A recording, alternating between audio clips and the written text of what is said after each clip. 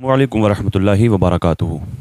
नाज़रीन इकराम, आज हम हाज़िर हुए हैं क़ुरबानी के ताल्लुक़ से कुछ सवालात लेकर के।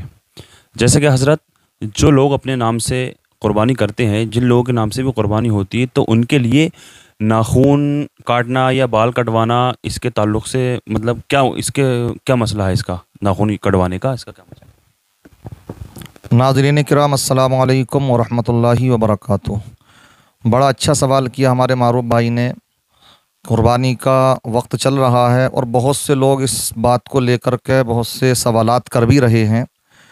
इसके ताल्लुक़ से आप ये समझ लें, मैं एक मुस्लिम शरीफ की हदीस पाक बयान करता हूँ, उससे फिर आप समझ लेंगे ख़ुद ही मसला।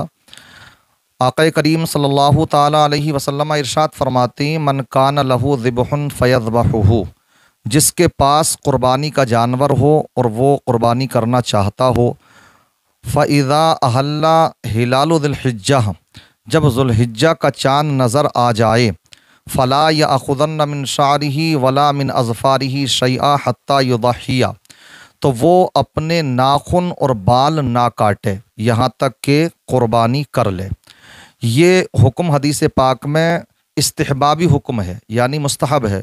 और तिरमिज़ी शरीफ के अल्फाज कुछ मुख्तलिफ हैं, मफ़हूम उसका भी यही है कि मन रआ हिलाल ज़िल्हिज्जा व अरादा अन युज़हिया, कि जिसने के ज़िल्हिज्जा का चाँद देख लिया, ज़िल्हिज्जा से मुराद यही क़ुरबानी का जो महीना है इसको ज़िल्हिज्जा कहते हैं, तो जिसने इसका चाँद देख लिया, व अरादा अन युज़हिया, और उसका इरादा क़ुरबानी करने का है, तो आका फरमाते हैं फ़ला यअख़ुज़न्न मिन शारिही वला मिन अज़फ़ारिही, तो ना वो अपने बाल काटे और ना ही नाखून काटे। मुहद्दिसीन किराम ने बयान फरमाया, ये जो हुक्म है इस्तिहबाबी है, यानी अगर वो ऐसा करता है जिसके ऊपर क़ुरबानी वाजिब है, अगर वो ना तो बाल काटे ना ही नाखून काटे, तो ये मुस्तहब अमल होगा, इस पर उनको सवाब मिलेगा।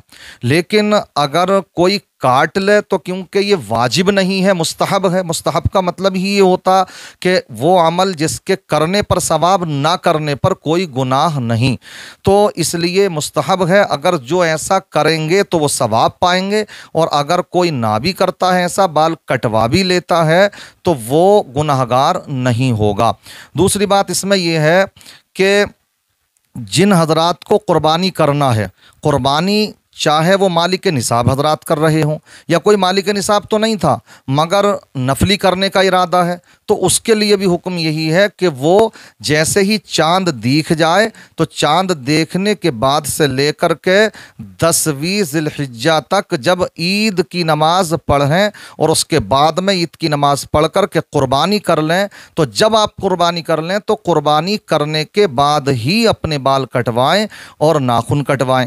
मगर यहाँ पर थोड़ी सी मैं वजाहत ये करना चाहूँगा कि अगर किसी को बाल कटवाए, किसी को बालों के ताल्लुक़ से नहीं हुक्म, बल्कि किसी को अपने मुँह ज़ेरे नाफ मूंडे हुए अगर 30-32 दिन हो चुके हैं, या बगल के बाल बनाए हुए, या इसी तरीके से नाखून काटे हुए, और शरीयत में हुक्म यह है कि 40 दिन के अंदर अंदर इन तीनों चीज़ों को साफ़ करना इंसान के लिए ज़रूरी है। नाखूनों का भी, बगल के बाल भी, और मुँह ज़ेरे नाफ भी, ये इंसान के लिए 40 दिन के अंदर अंदर ये साफ़ करना उसके लिए वाजिब। अगर वो नहीं करता, यहाँ तक कि 40 दिन से ज़्यादा हो जाए, 41 दिन हो जाए, 42-43 हो जाए, तो ये मकरूह, तहरीमी, नाजायज़ और गुनाह है। अब यहाँ पर आप ये समझ लीजिए कि अगर किसी को 30-32 दिन हो चुके थे, इधर चांद दिख गया, अब अगर वो 10 दिन का इंतज़ार करे, 10, 11, 12 दिन का इंतज़ार करे, तो दिन हो जाएंगे उसको बगल के बाल साफ़ किए हुए 41-42 दिन, या नाखून काटे हुए दिन हो जाएंगे उसको 41-42 दिन, या मुँह ज़ेर नाफ मूंडे हुए उसको हो जाएंगे 41-42 दिन। तो अब उसके लिए ये मुस्तहब नहीं है। इस मुस्तहब अमल को करने के लिए इस वाजिब को तर्क नहीं करेगा, बल्कि अब उसके लिए ऊपर वाजिब है कि वो अपने बाल भी साफ़ कराए, नाखून भी साफ़ करे, मुँह ज़ेर नाफ भी मूंडे। इस बात को समझना भी भी ज़रूरी है। बहरहाल ये मुस्तहब अमल है और इसकी वजह मुफ्ती अहमद यार खान ने बड़ी प्यारी बयान फरमाई है कि ये हाजी हज करने के लिए गए हैं, उनके लिए भी इस चीज़ की मुमानात है कि वो हजामत ना कराएं, बाल ना कटवाएं, नाखून ना काटें, बगल के बाल ना मूंडें उनके लिए। तो हमें भी चाहिए कि हम भी कदर मुशाबहत उनसे इख्तियार करें। इससे एक बात ये भी समझ में आती है कि अच्छों की तो नकल भी अच्छी हुआ करती है, इसलिए इस बात को जहन में रखें, ये हुक्म सिर्फ़ और सिर्फ मुस्तहब है। दूसरी बात एक ये भी है कि मैं यहाँ पर ये समझाना चाहूँगा कि ये जो बाल काटने का मसला है या ख़त बनाने का मसला, ये सिर्फ वही है कि जो जायज़ तरीक़े से, मिसाल के तौर पर कोई अगर बाल बना रहा है, समझ रहे हैं, तो आम दिनों में ही बाल बनाना ठीक है उसके लिए। ऐसे ही वो ख़त बनवाता तो आम दिनों में भी उसके लिए ख़त बनाना उसके लिए ठीक है। लेकिन अगर कोई इंसान ये सोचे कि अपने शेविंग भी नहीं करा रहा है और जैसे ही कुर्बानी करी 10वीं तारीख को तो फ़ौरन जा कर के वो शेविंग कराने के लिए बैठ जाए, तो मौलाना लोग को ये नहीं कह रहे हैं उनसे कि अब वो शेविंग कराने के लिए बैठ जाए, उनके लिए इजाज़त हो गई। ये काम तो एक ऐसा था जो आम दिनों में भी उसके लिए जायज़ नहीं है।